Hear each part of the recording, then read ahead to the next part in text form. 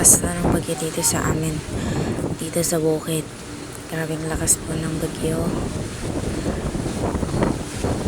Pero, grabe guys. Kasi, kahit gaano kalakas ng bagyo, hindi pa rin po natutumi yung aming bahay.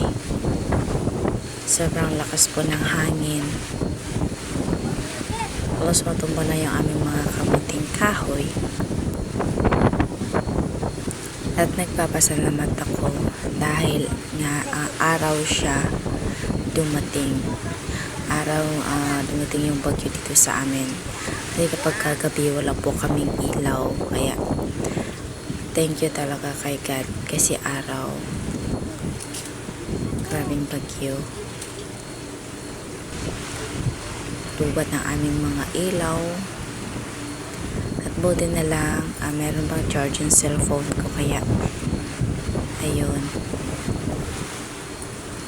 nabidyohan ko yung bagyo. Pagka kita nyo naman dito sa loob namin guys, ito po yung higaan ko, kasama ko syempre yung aking ilalagyan ko na lang ng dahon. Kumuha ako kanina habang hindi pa siya umuulan. Nag-ready na ako agad ng dahon dahil tumutulo na nga ang aming bahay.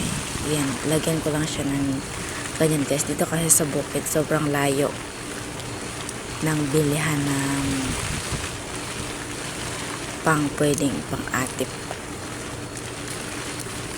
Yung pawid kasi guys binibili kaya ayun, taste lang muna sa ganyan. Yan, tulog yung aking anak. Sobrang hirap talaga.